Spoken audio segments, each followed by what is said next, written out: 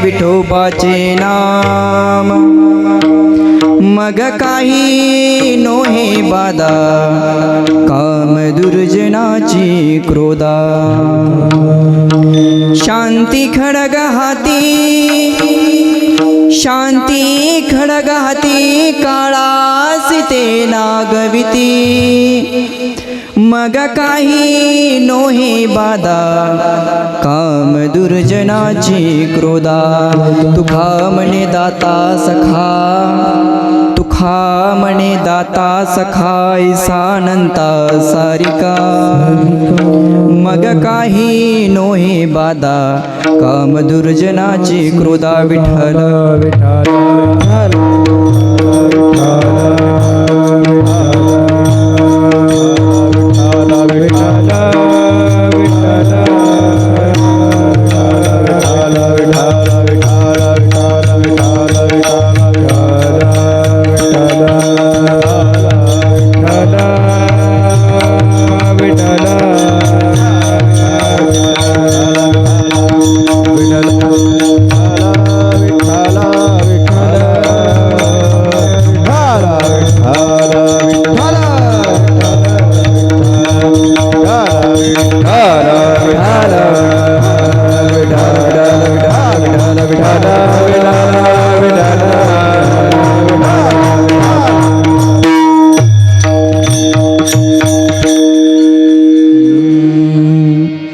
महायोग पीठे तटे भीमरथ्यो वरम पुंडरीकाय धातुं मुनीन्द्रे समागत्य तिष्ठन्तमानन्दकन्दं परब्रह्मलिङ्गं भजे पांडुरंगा करू प्रथम नमन पांडुरंगा करू प्रथम नमन पांडुरंगा करू प्रथम नमन पांडुरंगा करू प्रथम नमन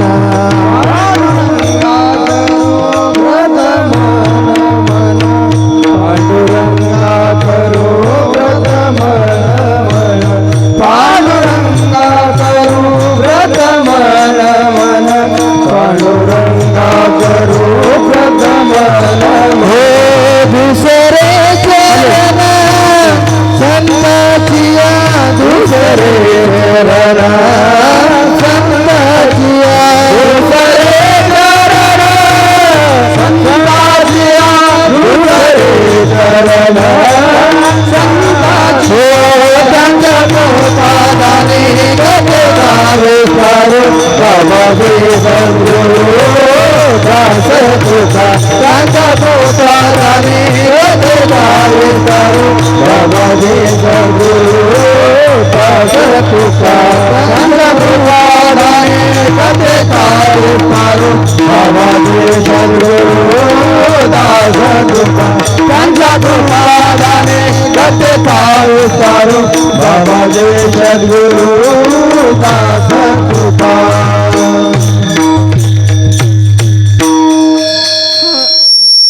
जयांची केलिया स्मरण होय सखळ विधेचे अधिकरण तीच श्रीची बंधू श्री चरण श्री गुरूंचे ते नमस्कारो आता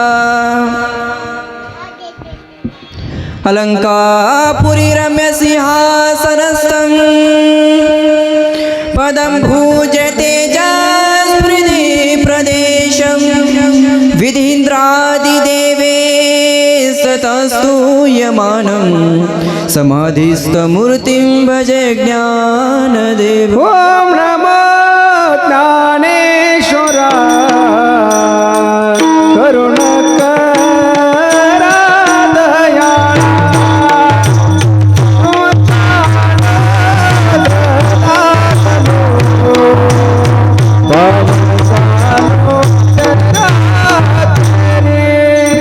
ओम नमो ज्ञानेश्वरा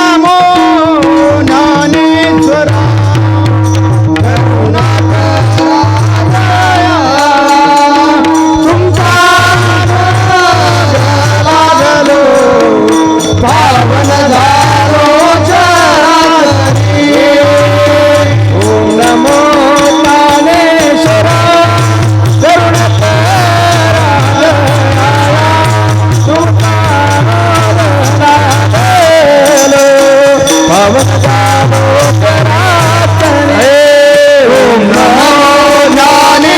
ज्ञानेश्वरा करुणकरा दयाळा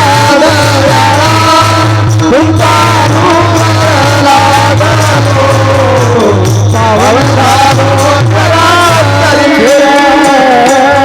चराचरी ओम नमो ज्ञानेश्वरा करुणकरा दयाळा तुमचा ओम नमो ज्ञानेश्वरा करुणाकरा दयाळा तुमचा अनुग्रह लादलो पवन झालो चराचरी सच्चिदानंद रूपाय विश्वोत्पत्त्यादि हेतवे तापत्रय विनाशाय श्रीकृष्णाय नमः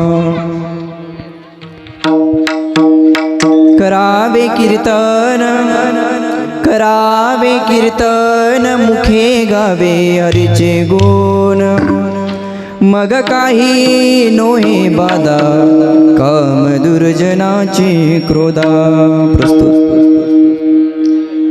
प्राप्त प्रसंगी प्राप्त स्थळी प्राप्त वेळी ईश्वर रूपी चिंतनाचा जो अभंग निवडलेला आहे तो अभंग अनंत कोटी ब्रह्मांड नायक महाराजाधिराज सर्व सत्ताधी सर्व साक्षी षडगुण ऐश्वर्य संपन्न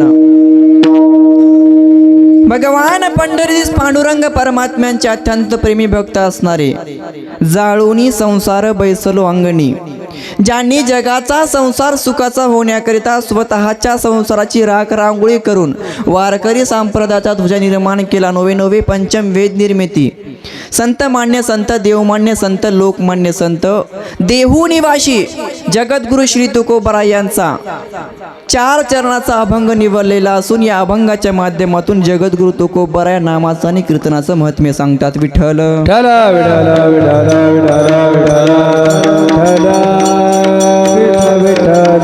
हो अभंगाला स्पर्श वागू ऐक बसा टाइम जरा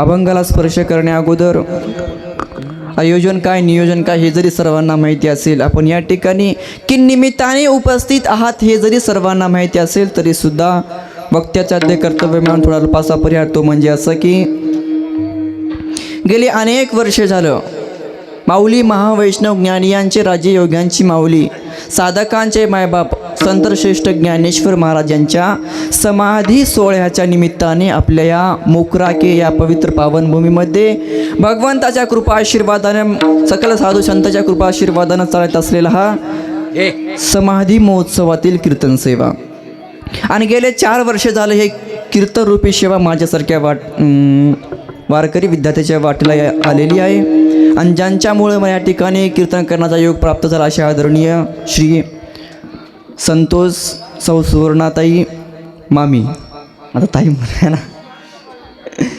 यांच्याकडून कांबळे यांच्याकडून या ठिकाणी मला सेवा करण्याचा योग प्राप्त झाला. त्यामुळं त्यांनासुद्धा माझा हृदयपूर्वक धन्यवाद.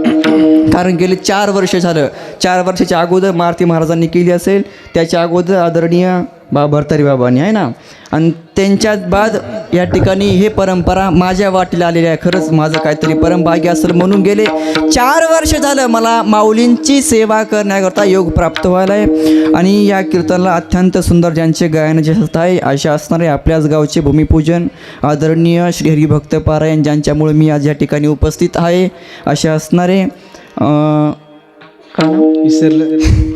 अशोक महाराज, आदरणीय श्री अशोक महाराज होत असतं होय अनुसार आता झालं आहे ना. आदरणीय श्री भक्त पारायण अशोक महाराज, त्यांना सुद्धा माझा हृदयपूर्वक धन्यवाद. आणि त्यांनाच अत्यंत सुंदर ज्यांची गायनाची साथ केली आदरणीय आपलेच साऊंड सिस्टमसुद्धा चालवतात आणि सुंदर गायनसुद्धा करतात असे असणारे आपले शिवम महाराज, कृष्णा महाराज, शिवम साऊंड सिस्टम आहे वाटतं आहे ना. सुंदर गायनसुद्धा केली आणि सुंदर सिस्टमसुद्धा चालवतात, त्यांना माझा धन्यवाद. तसेच असले असणारे आदरणीय आपले व्यंकट महाराज, ते सुद्धा आहेत उपस्थित. आदरणीय आपले विठ्ठल महाराज, त्यांना सुद्धा धन्यवाद. अजय कैलासजी महाराज, त्यांना सुद्धा धन्यवाद. आपले विनेकरी बाबा असतील, चोपदार असतील, त्यांना सुद्धा धन्यवाद. आणि आपले PhD मास्टर बाबा, त्यांना सुद्धा धन्यवाद. आणि तसेच आता जेव्हा चांगदेव महाराजांनी ज्ञानेश्वर महाराजांना पत्र लिहिण्याकरता पाठवलं होतं, महाराज पाठवत असताना चांगदेव महाराजाला प्रश्न पडला. काय पडला बोलत चला. ज्ञानेश्वर महाराज 16 आहे, आपण चरित्र प्रत्येक साल झालं वाचवीत आलेले आहोत. मग चांगदेव महाराजाला एक प्रश्न पडला होता. काय पडला होता? बोला बोला. तुखा म्हणे बुद्धी ज्याची जड, त्याहुनी मी म्हणणार तुम्हीच म्हणा. चांगदेव महाराजाला प्रश्न पडला होता की ज्ञानेश्वर महाराजांना पत्र लिहायचं आहे, तर तू ज्ञानेश्वर नमस्कार करावा तर वयाने छोटा आहे. इकडे माझ्याकडे लक्ष द्या, येतच राहतील. विठ्ठल हो विठ्ठल विठ्ठल विठ्ठल विठ्ठल विठ्ठल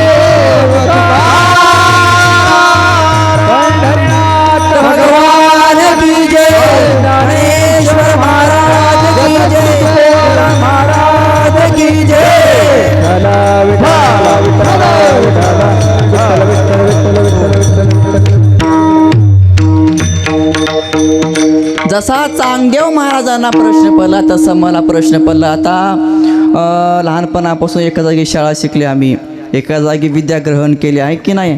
तेव्हा जमत होतं अमोल मलायला, हाय त्या बाई, तेव्हा जमत होतं अमोल महाराज इकडे या. पण आता जमल का हो? हां बोला चल दाजीबा. हां आदरणीय असेच असणारे आमचे लाडके दाजीबा अमोलजी महाराज, त्यांनासुद्धा माझा हृदयपूर्वक धन्यवाद. आणि तसेच ज्यांचे आज यूट्यूब चॅनेल आहे मुंडे यूट्यूब चॅनेल, त्यांनासुद्धा दादांना माझा धन्यवाद. उपस्थित सर्व श्रोते सज्जनांना माझा नारदाच्या गात देऊन धन्यवाद. आपण आपल्या सेवेकडे वळूया, कारण वेळ फार झालेला आहे. विठ्ठल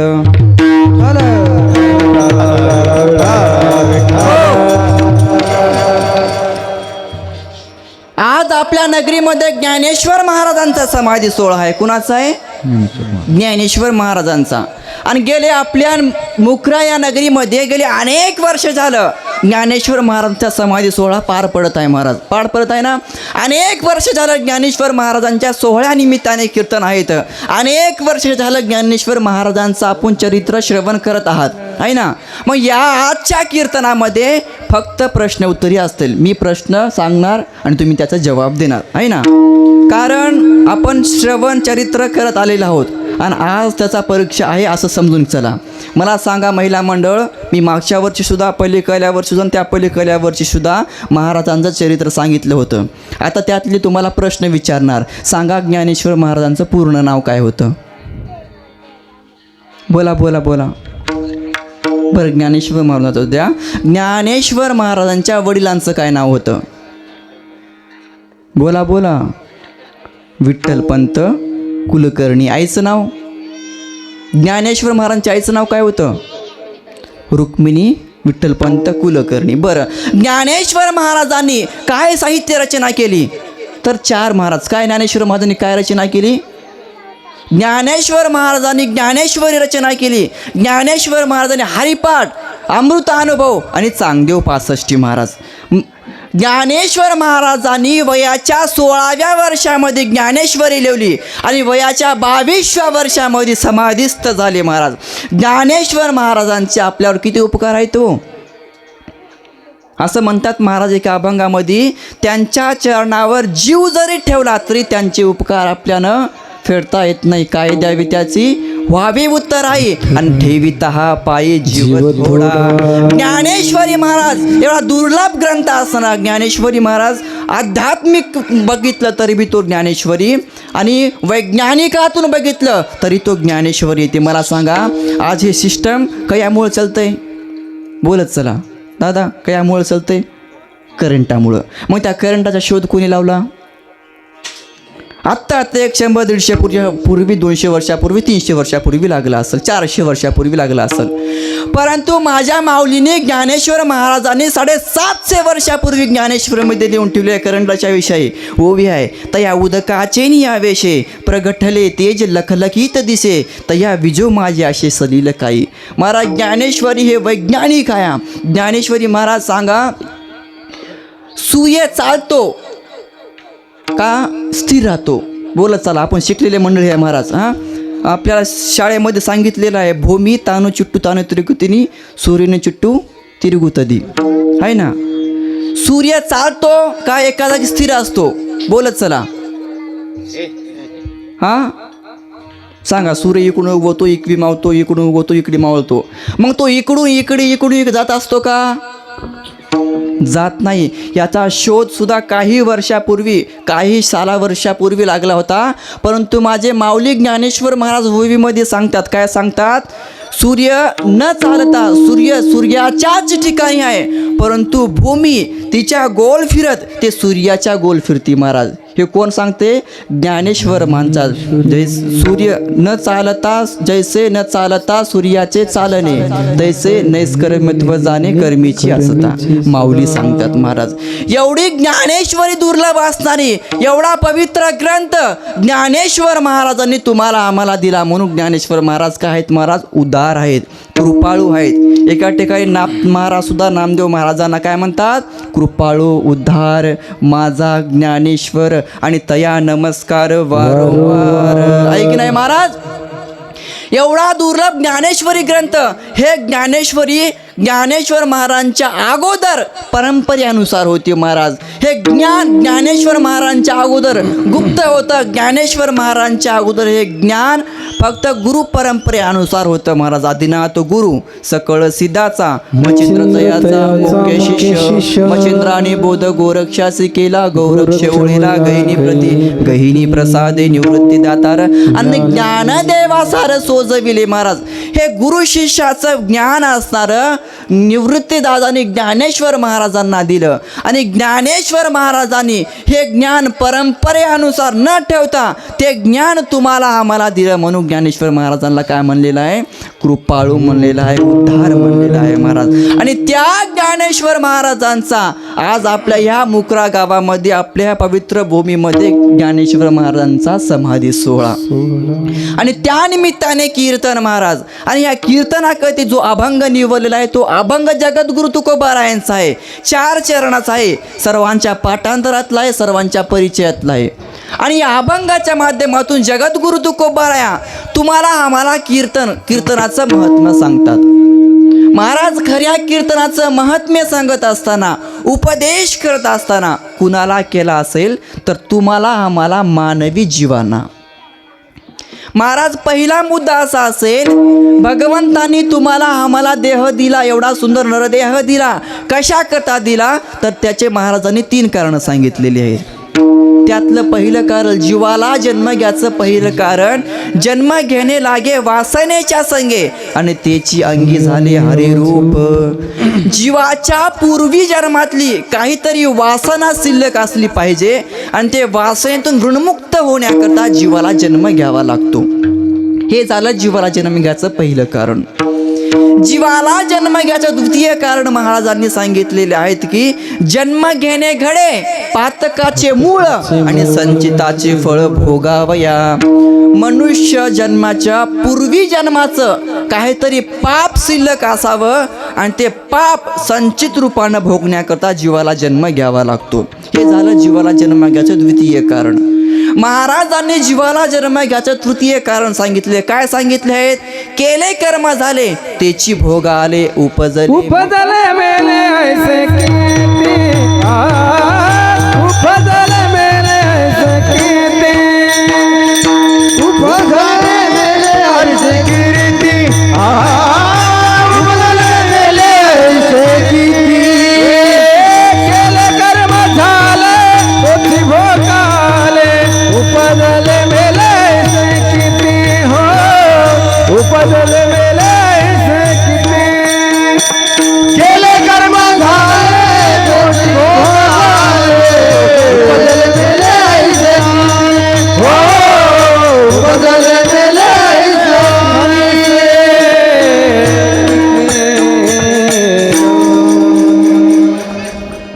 महाराज 4 म्हाताऱ्या बाया एका ठिकाणी बसावं आणि त्यांची गप्पा ऐकावं. ते बाया काय म्हणतात? बाई काय घेऊन आला आणि काय घेऊन जायचं आहे ना, आपण काय खाली हाताला आणि खाली हातात जायचं आहे, माय काय घेऊन जायचं. ऐका हे प्रमाण ऐका. माणूस जन्माला येताना सुद्धा काहीतरी घेऊनच येतो आणि तो मरताना जाताना सुद्धा काहीतरी घेऊनच जातो. ते म्हणजे काय हो? कर्म. महाराज मनुष्य जन्माला येताना कर्मानुसार जन्माला येतो आणि मनुष्य मरताना मनुष्य जाताना कर्मानुसारच जातो. ते कुणाचे कुकर्म असतील तर कुणाचे सुकर्म असतील महाराज आहे ना, कुणाचे चांगले कर्म तर कुणाचे वाईट कर्म. महाराज त्या कर्मानुसार तुम्हाला आम्हाला जन्म घ्यावा लागतो आणि त्याकरता उपदेश आहे. महाराज काय उपदेश आहे हो?